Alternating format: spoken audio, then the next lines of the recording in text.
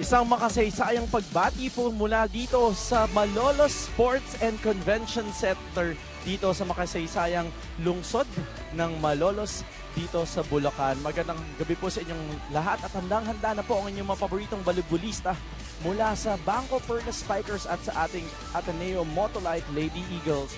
They've been stretching, they've been waiting for this game here on the PVL Open Conference. Our matchup for today, as I've said, is between our Ateneo-Motolite Lady Eagles at harapin nila ang kanilang katungali ngayon, ang BanKo-Perlas Spikers.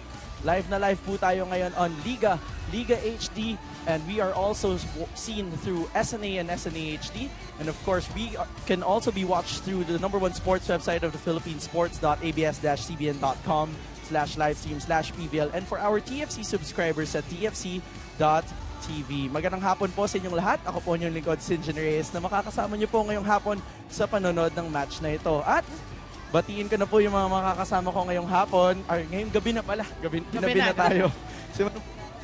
Sa ating commissioner from the UAP, none other than Ms. Noreen Go. Good evening. Good evening. I'm excited to cover with you. Are we going to go the distance today? Yes. Question mark. Our magic, will it work? And in the end, it's all for the fans. It is for the fans. And of course, let's also welcome into the panel our courtside cutie for today, none other than Denise Densay. Thank you, Sinj. And actually, nervous nga ako to work with you, Ma'am Noreen. Sorry.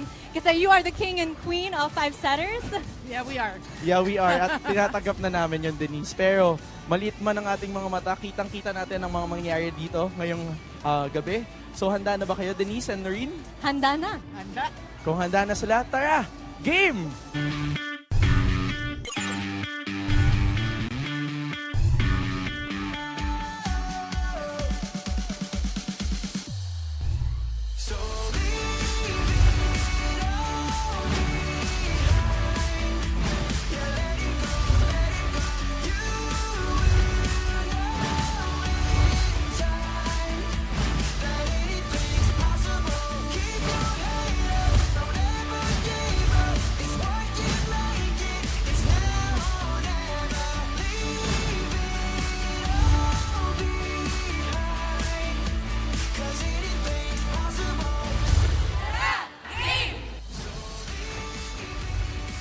Magandang gabi mga kapamilya at day 20 po na po ng ating PVL Open Conference. And just to give a quick recap, our Ateneo-Motolite squad is still soaring sa ating Open Conference. Natalo lang nila ang Lady Oragons in 3 straight sets last November 4. At sa kabilang panig naman ang BanKo-Perlas Spikers, they're also on a winning streak. Natalo nila ang Lady Falcons on that same day. Pinakita ng BanKo-Perlas Spikers really that the Lady Falcons are no match for the Perlas veteran squad. Sinja Noreen. So both teams coming from 3-set wins and are very jovial coming into this game this afternoon. So we're really expecting na magigit-gitan at magbabakbakan itong dalawang kapamilya. Extend yan. Mag-extend. Mag-extend yan. Pero bago natin pag-usapan yung mangyayari sa game, balikan muna natin kung kumusta na nga ba ang ating mga team standings. Yeah, well, we're talking about the teams at the top. Kita natin Lady Eagles, 9-2. Perlas Spikers there, 7-2. Cool Smashers, 7-2. It's really very tight. They're looking to be part of the Final Four. You can see the Angels, 5-5. Tied with the Lady Warriors, and the Fighting Rise 5-7. Lady Oragons 3-8, and Lady Falcons 0-9. So, Noreen, looking at the top 3 spots, mukhang they're tight at the top 3, but looking at number 4, 5, and 6, mukhang mag-aagawan pa to get a semis berth for those spots. The Final Four isn't edged in stone. So each win really matters. You know, all these teams, they want to secure their spots, either 1 or 2 at least. So we're expecting very tight matches. And speaking of tight matches, ano pa bang mga balita ang mayroon tayo dyan sa courtside? Denise? Since actually maraming tanong tinatanong ng mga tao ngayon, either magpa 5 sets ba or 3 sets like the round 1, but the number 1 question is, magpapatalo ba ang older batch ng Lady Eagles to the younger batches, the young ones nga? Ano sa tingin nyo? Tweet us at ABS-CBN Sports with the hashtag PVL on ABS-CBN. Tingnan nyo na rin ang aming Instagram page for behind-the-scenes actions, videos, pictures at ABS-CBN Sports. And continue to like, follow, and share our Facebook page. That's at Premier Volleyball League. Stay updated sa lahat ng mga venues namin and the schedules of all the games sa #1 sports website sa Pilipinas. That's sports.abs-cbn.com. And there's no reason for you to miss all of the games. Join our online family. Panoorin lang ang mga games namin sa aming YouTube channel. That's youtube.com/ABS-CBN Sports. Wala po kayong ligtas sa amin kahit saan, nasa kotse man, nasa bahay, o nasa inyong laptops, kailangan at dapat masamahan nyo kami dito sa PVL. At maraming salamat, Denise, dahil iikot pa itong si Denise din sa paikot dito sa ating arena for today to check out more stories for us. Pero sa amin po pagbabalik ni Noreen, pangako po namin sa'yo, hihimayin pa namin ang ating dalawang koponan dito lamang sa PVL Open Conference. Nagbabalik po kami dito sa PVL Open Conference and you are now witnessing the protocol between our two teams, the BanKo-Perlas Spikers and the Ateneo-Motolite Lady Eagles. At mukhang handang-handang at excited na itong dalawang koponan natin for the matchup for today. And we know all the fans are ready and excited for this match. But speaking of one of these teams, himayin po muna natin yung huling naging laban nitong Ateneo-Motolite Lady Eagles kontra ang ating Irga Navy Lady Oragons, who they defeated in 3 straight sets. Yeah, you know, this is a team now na fell victim again to Ateneo. That's why they're on top of the standings with 9-2. You know, they're showing a lot of maturity in this conference, even being a collegiate team. They did it in defense, and obviously they're gelling. You know, they're coming to as one team. So it's very exciting to see them perform in today's game. A lot of maturity and guts nga po ang pinakita nitong ating Ateneo-Motolite Lady Eagles, and 3 straight sets. No signs of being a youngster in this league. But speaking of youngsters, we welcome in our panel for today ang ating makakasama. She will be explaining what else can we expect from her squad, none other than the very young Vanny Gandler. Good evening to you, Hello. Vanny. Hello.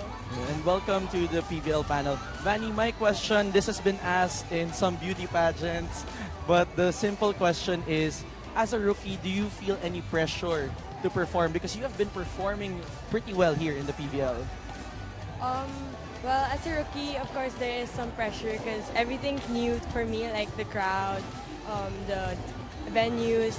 But I guess, like, Coach always reminds us to just trust each other, and he makes us meditate, so I think it really helps us calm down. Well, I'm sure you know the history already. The BanKo-Perlas Spikers have a lot of former Ateneo players. Your ates. So what's your mindset coming into today's game? You know, they're battling the former Ateneo Lady Eagles. Earlier, just before the game, Coach O told us to just play with confidence, and before every game, he tells us to play the right way, play hard, and fulfill your roles. And we will see that confidence and that spunk from you later. Per Vanny, one quick question. I know you come from De La Salle Sobel. Yes. What made you choose to cross over to the other side and go to the Ateneo? Well, that's like a really hard question for me, but I guess I've never really been like a die-hard LaSallian, but of course I love LaSalle, but I guess I just chose to go to Ateneo because I've heard about their education, their program, and yeah. And we hope you enjoy. Did he just put you on the spot? Hot seat, He hot just seat put you on the spot. Do you get stressed? But Yes. but something more stressful upcoming to you is your game, so we won't hold you off to your warm up here. So you're now welcome to join your teammates again. Thank you so much, Vanny, for joining us here this evening, rather. Thank you. Have a good game. And speaking of Vanny Gander, let's talk about the fearless rookie from the Ateneo de Manila-Motolite Lady Eagles. She's got no fear, ang tawag nga natin dito kay Vanny. Yeah, I mean, great numbers, huge numbers from a rookie, so to speak. 12 points, 8 digs, and 6 good receptions in that game. So she's showing us that, no jitters, or she's gone past it. She's learning fast, and I'm sure her fan base has increased. Super. Definitely. I'm seeing a lot of posters here in the Malolos Sports and Convention Center na may Vanny Gandler na. At may tawag na nga sila sa kanila Vanguard daw of Ateneo. So early on, the following is there. So a lot of expectations. That's why we'll see. And what I'm really surprised, the calmness of Vanny Gandler in an interview. Parang bihasang-bihasa na makasama natin dito. But mamaya po, punta naman tayo sa kanilang mga ate. Pag-usapan naman natin ang BanKo-Perlas Spikers sa aming pagbabalik dito sa PVL Open Conference. And we are back here in the Premier Volleyball League Open Conference. Tulad nga po ng pangako namin mga kapamilya, pag-usapan naman natin ang kabilang panig at yan ng ating BanKo-Perlas Spikers who in their last game also defeated the Adams-Nakari Lady Falcons in 3 straight sets. It's actually the same story as when Ateneo. We talked about Ateneo earlier, coming off straight set victories. BanKo-Perlas, actually, we know this team, and in some conferences, their gelling and their consistency has been a problem.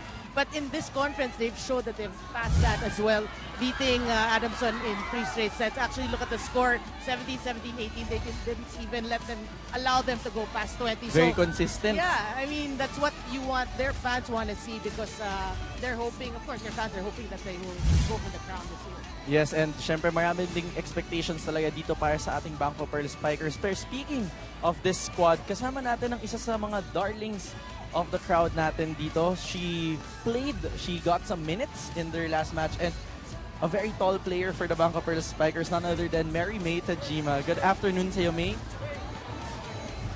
Hello, good afternoon. Good evening, Good rather. evening. Good evening nga. You keep forgetting. I keep forgetting kasi sanay akong I know. maaga tong game na to. But for today, we had that long 5-setter and mukhang nagbabadya yung next game. Pero wag naman sana. Kontahin natin for today. May, welcome to the panel. May, my question is, quality minutes ang produce mo in your last outing here. What has helped you produce those numbers for BanKo-Perlas? I think it's with the help of my teammates. They know that they trust us spikers and also from our coach that he keeps telling us that kahit sino naman pwede ilagay, basta ready ka lang talaga. Yeah, and for how many conferences, they always say that your consistency and your gelling has been a problem. But so far, we were talking about it earlier, in this conference, you've shown us that you're a different team. What transpired before coming to this conference? I think maybe the previous seasons or even before, like it was still Shakey's B-League, we were all together. Now the team's getting, the bond is getting stronger. I mean, maybe siguro pagtingin na lang, maybe we could really connect already. So mukhang expect pa namin mas maging strong yung bond ninyo sa BanKo-Perlas. Ako may isang madaling tanong lang, yes or no, magpapatalo ba ang BanKo-Perlas sa mga nakababatang kapatid ninyo mula sa Ateneo Lady Eagles? Sa court, hindi talaga. At yan yung aabangan namin mamaya. Maraming salamat, May, sa pagsama sa amin dito ngayong gabi, and hayaan ka na naming mag-warm up kasi mukhang kakailangan ka na yung koponan ngayong araw na ito. Thank you. Thank you so much, May. But speaking of May Tajima and the contribution that she did, let's talk about someone who had a almost triple-double in that last match, and that's none other than the very energetic Z Hervasio. Yeah, you know what's nice about Z Hervasio? When she was playing with Ateneo, I think she was more known to be the powerful hitter. Yeah, the powerful hitter, the opposite hitter as well, no? But she's come to be also, she's matured as a player. Any position you give her, like now she's an outside hitter. Sometimes, diba, if you're in the middle, you have no choice, you have to play. And she's showing us her versatility as a player. And what's nice is she has been contributing for BanKo-Perlas and has been very, very consistent. Mosey would even rank Z na parang ka-level daw ni na Alaysa, ni na Myla, na these are the players na habang tumatagal, humihinog pa. That's so true. So we're seeing a lot of good numbers, almost triple-double, one dig and one reception away from getting a triple-double in that last match. So a lot of expectations coming from Z Hervasio. Pero ito, ina-expect natin papasayawin niya ang buong arena. That's none other than DJ Jams, who mukhang init na pinapawisan na sa mainit na action na paparating dito sa atin ngayon hapon. Pero sa aming pagbabalik, set number 1 na po dito lamang sa PVL Open Conference.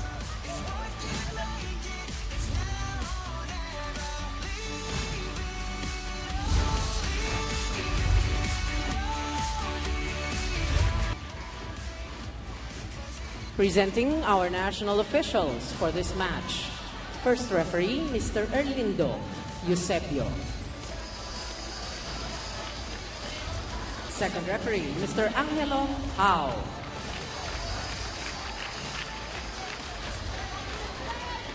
Let us welcome our starters from our Ateneo-Motolite Lady Eagles.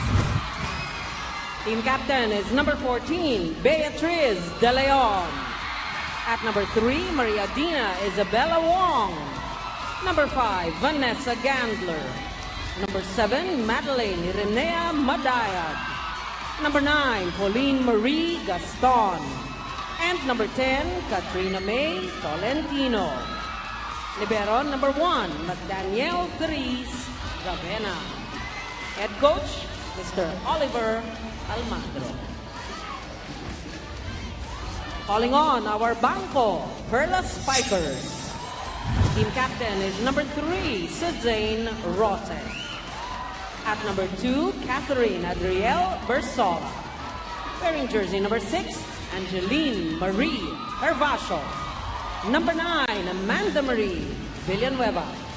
Number 11, Mary Joy Dacoron. And number 12, Jamanea Ferrer. Libero number 7, Maria Giselle Jessica Tan. Head coach, Mr. Ariel Dong de la Cruz.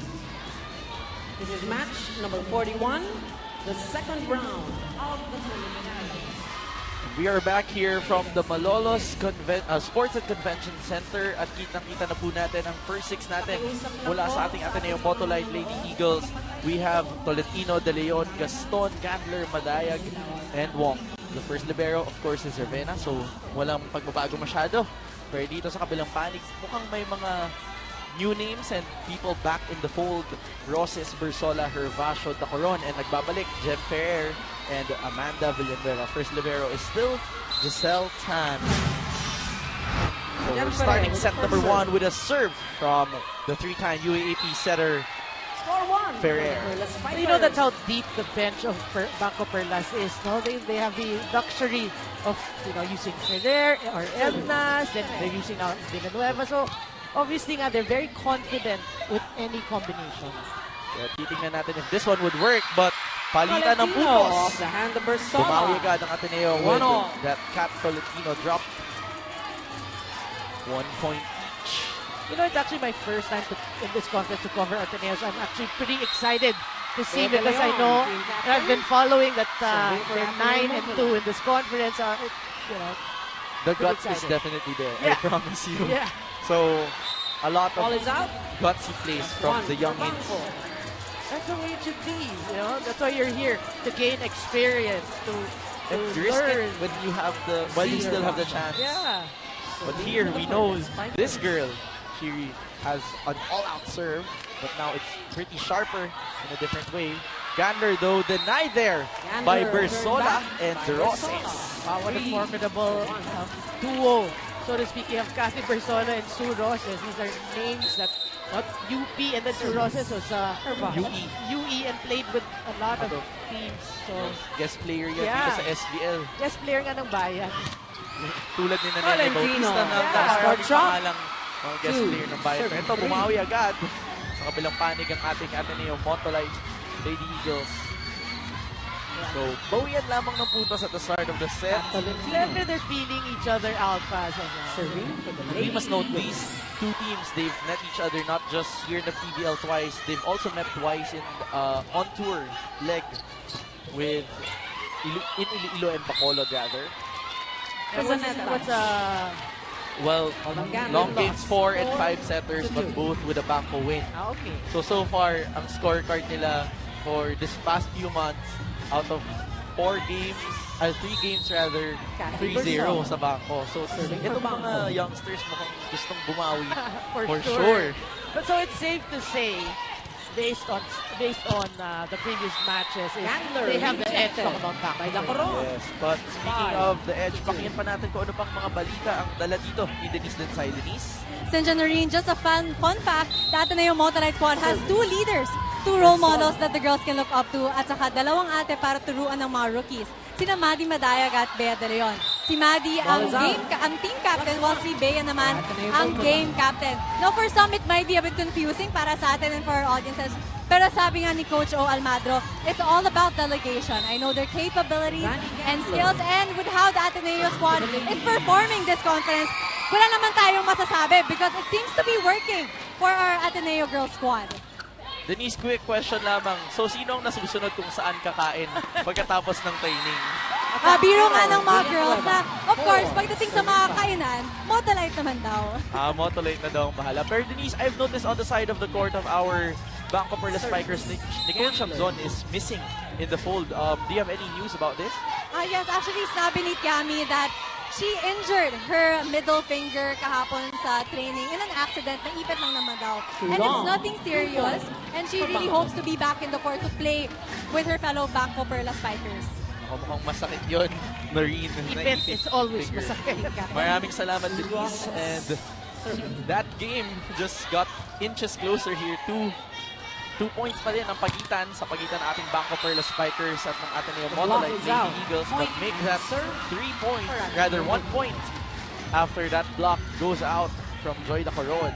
Yeah, but that's sad news for BanKo-Perlas because Tiamzon has been a very effective hitter, scoring at least around 8 to 10 points in a game. So they will miss those numbers if she doesn't play.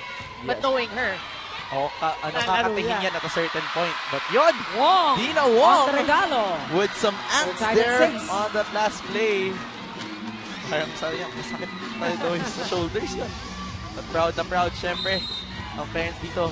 Former and current parents of the Ateneo Lady Eagle squad. You have there the mom of Elades, who's the mom of Maddie Madayag, the mom of Bea De Leon, and of course, Net the touch. mom of Giselle Tan. Pero ito, net touch ang itatawag against BanKo-Perlas. Puntos para sa Ateneo-Motolite. They're up by 1. Change favor. Balikan natin yun. Service. very clear, no? Net violation. But, you know, that's what you like for Ateneo-Motolite is you want to keep it close. And hopefully, diba? I mean, towards the middle, you can gain your grounds here. Villanueva. Ito, syempre White. hindi nagpatalo. Amanda 7-0. Villanueva going off the block there. And that last play. That one powerful hitter that not the tallest of players, but very athletic and very powerful. Formidable Amanda naman yung Villanueva. kapalitan. Oh, yeah. Serving for the Perlas Spikers. Villanueva now serves. Straight to Gandler. Wong goes to Pongay. Down the line. That goes Outside out. Point shot. goes to Gaston. BanKo-Perlas, and that brings them First to the technical first technical timeout. timeout. Magbabalik po kayo dito sa Banko. PVL Open Conference. 7. Ateneo-Motolite. Nagbabalik po kami dito sa Premier Volleyball League Open Conference. Berzola blasts away. Yan nga ang nasabi natin sa naging top scoring performance nitong si Cathy Berzola against our Adamson Lady Falcons. Noreen. Yeah, you know, you have to admire Cathy because she's in med school. She's in PJ. So you know, the schedule is really grueling and she gets to play and plays and now gives us a 13-point output. So, ako hats off ako sa ganyan that you're studying. Sipag at syaga. Yeah, I mean, med school. We're talking about med school. And UP Med at that. So, ang tanong dyan, natutulog pa kaya itong si Cathy Berzola? Mukhang wala namang masyado kahit na. Parang wala. Konti lang. Maliban lang ako, naging chicks na. Yeah. But Serving for the Perlas really, Spikers. kudos to Cathy. Really great showing here sa kanyang pagbabalik dito sa PVL. And trivia lamang you know why she's donning the jersey number 2 now? Hit the antenna. Because sabi niya, this is her Ball second is out. coming 9 into to 7. volleyball. So, yun daw yung kanyang pampa-inspire sa sarili. Okay. You know, but we're, syempre tayo Service, sa Villanueva. admirers of these players. So we're hoping she can still play kasi we can see it. Andyan pa no? But we will see third-year med school is tougher. Gets Crazy. tougher and Ron tougher. on the Gets hit tougher and out. tougher. But ito, 10. tatlong sunod-sunod na puntos na ang pinala ng ating BanKo-Perlas Spikers after that Joy Dacoron running play. So, no rust for Jem Fair na nagbabalik. This is her second game back from her 2-week break, but her first Scores game an ace. na starting for Coach Dom de 11 la to Cruz. 7. But yeah, we were talking about the familiarity. It's always there. And timeout ang tatawag dito ni Coach O. Let's listen in. Hey, listen up! Again! Hindi malakas yung sinaserve. Ang gusto natin madaliin si Dina. Hayaan mo siya magpabilis ng ginagawa niya. Gusto mong ibalik agad, bakit? Touch the ball properly, pass it! You're not putting meaning into what you're doing eh. Basta magawa na lang eh. Put meaning in what you're doing! Para saan pa yung ginagawa mo? Pangalawa, alam mo, transition, saan pupunta? Alam mo pala, ba't ka hindi agad pumupwesto? Again, guys, we have to play wise! Come on! Play-wise, put meaning into what you're doing. Very clear instructions from the coach Oliver Almando. Akala ko patanong na si Coach O, para kanino ka ba bumaba? 11-7 Para is the mapunta score na doon during yung the first set. tanungan Banko dito. on top. But what can you say? Is Ateneo losing their grip into the situation. No, actually, that huddle says it all. No, tama yung sinasabi ni Coach Owen. You have to mean what you're doing, meaning everything has a purpose. And the intention should be there all exactly. the time. You're receiving what you want to give it to the center. So pass it to them. So everything is a purpose. You don't just go through the motion of like spiking or receiving. So that's Coach O is reminding the girls. Well, nagising naman doon pero bumawi agad ang BanKo-Perlas Spikers with a Herbacio bomb. Vintage Herbacio. Finding that hole in the blockers. The blockers, on the other hand, they have to close. You know, that Walang seam dapat. Valentino. Bumawi sa kabilang Down the panig. line. Hurricane Tolentino. Serving well. 3 points na lamang hinahabol dito ng Ateneo-Motolite. And we have Bongay Gaston, Therese Gaston in the house, of course, with Kobe Payas. All support for Ateneo-Motolite, syempre. Gem goes to Z. Adjustments there. Ateneo puts it up. They give up a free ball courtesy of Wong. Ella was there. Inangat dito para kay Cathy Bersola. Oh, good save. Magandang absorption yun, ha. Herbacio checked. They go to Herbacio from the back row virtually. Wow. Wong goes to De Leon. Buhay pa De pero Leon with the back nobody quick. there for the second ball. 10. Serving 12. A battle of the middle blockers or middle spikers, and Bea De Leon gets that point. Pero tingnan natin itong BanKo save of the day courtesy of Dina Wong. That led to a point for her squad. Dalawa na lamang hinahabol nila. Bersola there trying to score for BanKo. Ateneo-Motolite answers with Gandler. They go to Bersola again. Sobrahan ng pitik palabas. 11 Ang to palo 12. ni Cathy Bersola. Yeah, it was evident, no, the way she flicked her wrist. She guided the ball out. Naghahanap ata ng check-in on that last moment kasi you notice parang naghahanap ng kamay na padadaanan. Gaston on the serve. Ooh! Lucky serve para sa Ateneo-Motolite. Tied at 12. Tabla na po tayo sa 12. Dito, balikan natin yun. Speedball and floater lamang. Exacto. And we always say, you know, the hardest balls to get are the ones by the end line. That's something you learn through practice, but let's see how BanKo answers. Herbacio picked up by Ravenna. On the other side, Tolentino gives up a free ball. They go to Herbacio again. Net touch. There's a net touch. It will be called against Ateneo. Serving 12. BanKo now goes ahead by 1 point. Yeah, si Herbacio on point in today's game. Kahit malayo, no? She attempts, and that's what you want to see. Magandang gising. So far, ang pinapakita nitong dalawang koponan natin. Gander, straight to the net. Gambler. Puntos yun para sa BanKo-Perlas. Abante ulit sila ng dalawa. Full front line yan kasi Jeff Ferrer is now in the service line. The 3-time UAP best setter. At may record daw yun the most number of excellent sets in UAP. In the Philippines. Recorded. Process through the block. 118 serving 12. in 1 game. 1 set lang yun. 5 sets. It was against CE and the last point was 25 out. 4. So, historic season 71. Season 71. Yes. Once upon a time. But we're back in our ball game. Fair again on the serve. Palitan ng tao para sa Ateneo-Motolite sa Montes in. Picked up by Villanueva, but on the regalo there was De Leon and W. Ateneo fans dito. And BanKo-Perlas contesting that, saying it was an overreach. But the referee called stay. Bea De Leon. Serving for Ateneo 2 points Motolite. for a lead and 2 points of a disadvantage for Ateneo-Motolite as De Leon serves. Ferrer chooses Herbacio on the opposite side and that gets through and brings BanKo to the 16-point mark. Wala pong kukurang magbabalik po kami dito sa PVL. Ateneo-Motolite. We are back here in the Premier Volleyball League Open Conference. Danny dominates. Let's talk about the young libero of Ateneo. Very impressive performance in her last game. And even today, maraming pinuto, maraming inangat itong si Danny. Yeah, For me, Danny Ravenna is a perfect example of a player who found her position late na. When she got into Ateneo, we know that she could hit.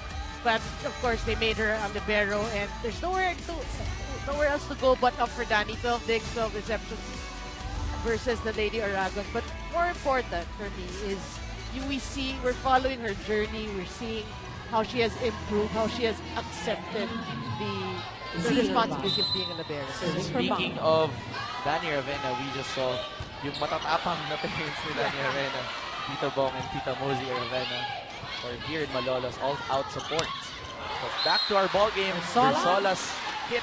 Ball is out. Sails out, but a check ball rather. 16. It's out.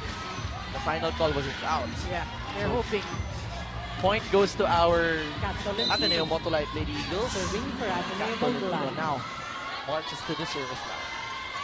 Tolentino goes to the floater that we know she does, but here on the other side, Roses with a vintage runner. din. Vintage form. 17, Sue Roses. Clear in that attack down the line. Very, these players you have Sola, you have Roses, you have Calderon in front. They've been playing multiple positions, so it's easy to actually create plays kasi they know what to do. Kahit saan mo iba to, no? Oo. May marunong pumalo. Pero ito, sa kabilang Corner panig naman, pocket. kung may running Madaya. si Kuya Sue, may running din si Maddie Madaya. To 17. That brings Ateneo 2 points closer to Pagkalian. Yeah, very smart hit. She realized that Samonte. the defense or the defensive formation of BanKo-Perlas did not adjust, diba? So, a clear hole there.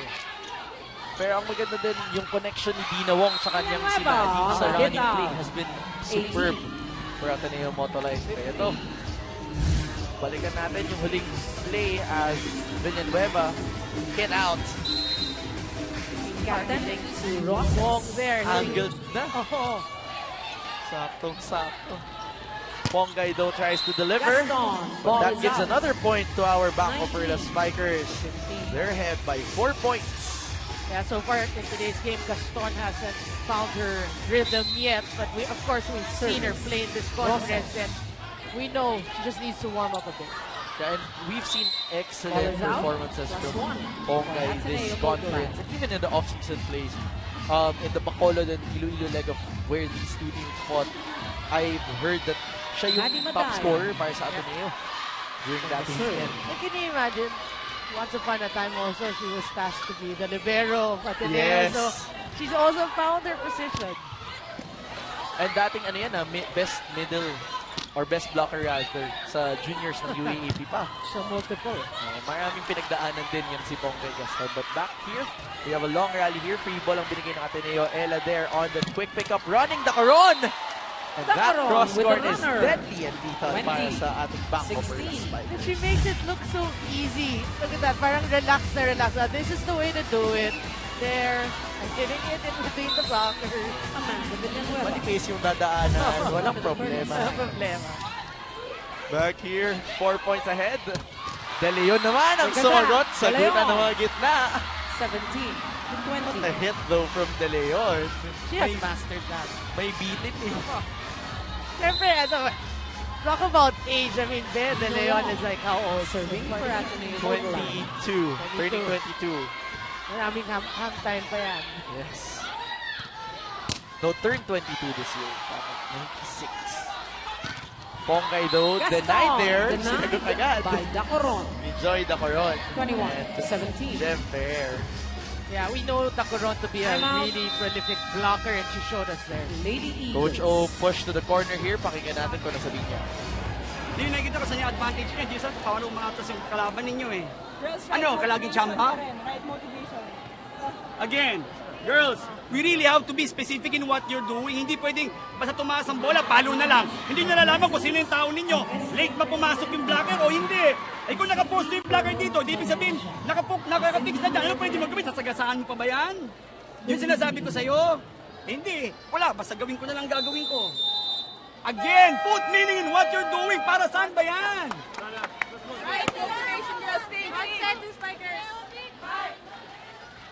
Coach O still looking for the meaning that these girls are putting into what they're doing.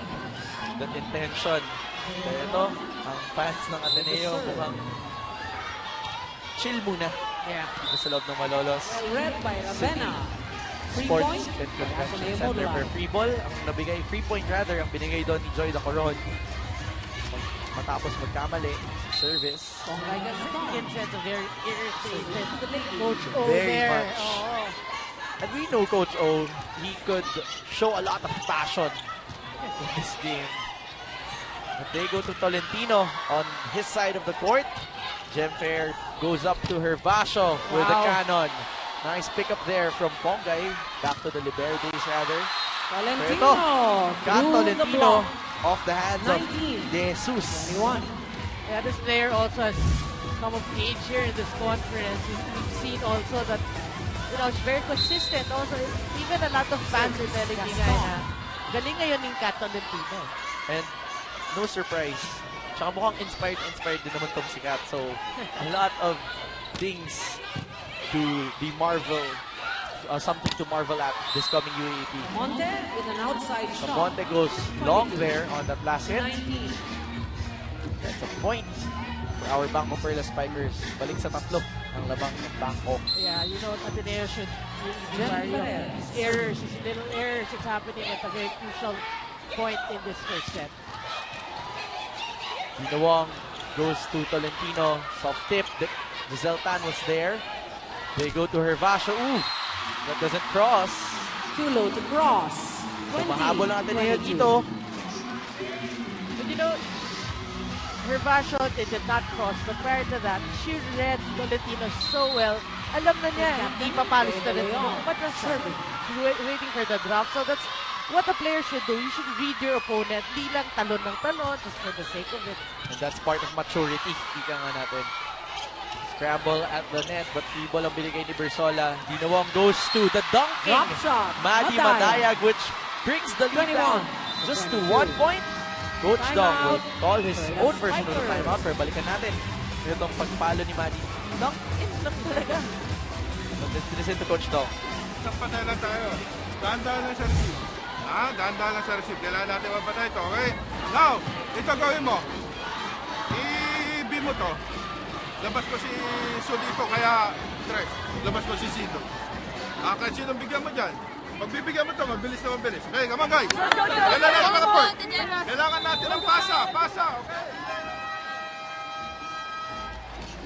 One good pass. Just one good kill for Coach Dong. Kailangan nila dito. Yeah, that's the problem of BanKo-Perlas. When Ateneo gave chase here, kaya Just 21 1 na point sila, for the is because of their Lady passing. They've been Eagles. passing Set. really well in the set, but Kailangan towards service this zone. part, Team nag-22 sila, Number they're 14. having problems, so Ateneo is Bea taking advantage of that. And that's a good sign for our Lady Eagles, the Ateneo-Motolite Lady Eagles. Let's see how BanKo answers after that timeout. Process for the pickup. Point She though ties the set. goes to our 22. Ateneo-Motolite Lady Eagles. We're tied at 22.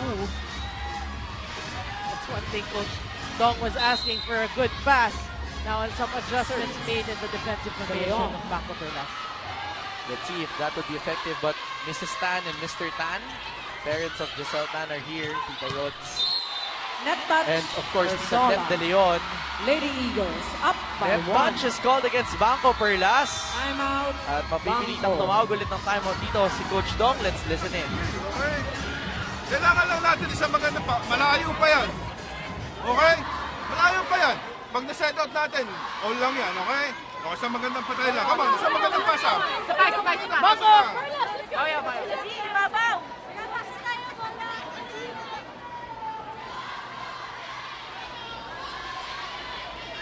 Again, same instructions.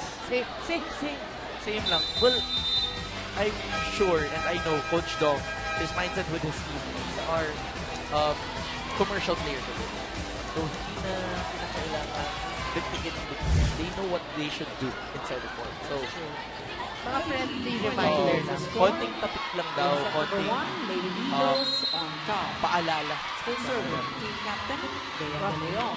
In fairness to Bea De Leon, she has been serving well here. Consistent on the side for our Ateneo Motolite Lady Eagles. Let's see how Hervasio responds though. Hervasio from the right. Making sure that We're ball tied at hits the 23. line and ties the game. Habla tayo sa 23. Yung hinahanap ni Coach Z. Dong Hervasio. na one good pass, Serving for BanKo. isang patay.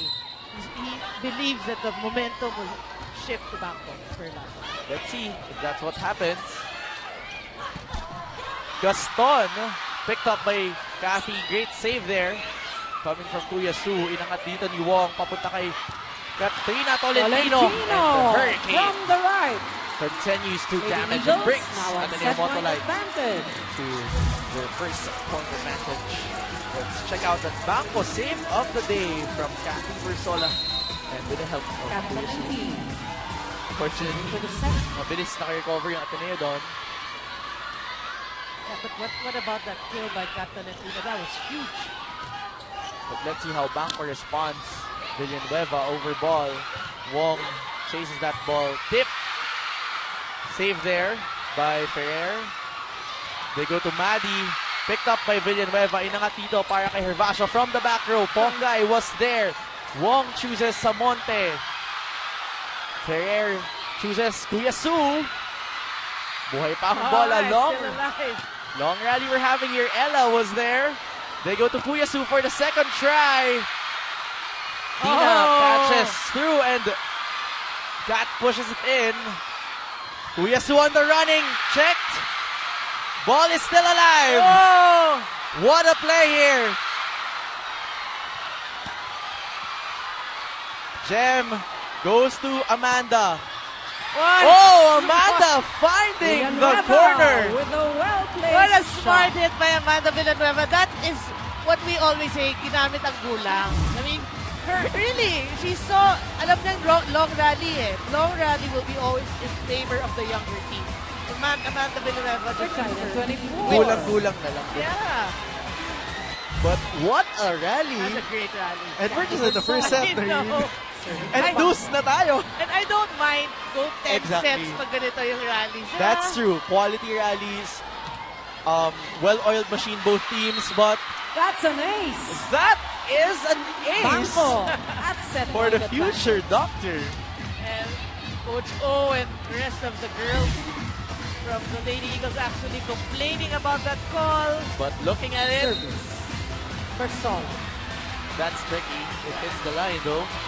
From Orange. Yeah, I think it's a good call. Cathy then for the serve. Set point advantage. Oh, and And the Perlas Spikers take BanKo-Perlas his first set gets set at number 1. 26 Courtesy to of 24. service ace coming Hang from on for set Cathy Bersola. number 2. Yeah, two crucial serves there. Good serves by Cathy Bersola. At yun ang nagtapos. At deuce pa lamang tayo set number 1. Kaya marami pa po kayong aabangan mga kapamilya. Magbabalik po dito sa PVL.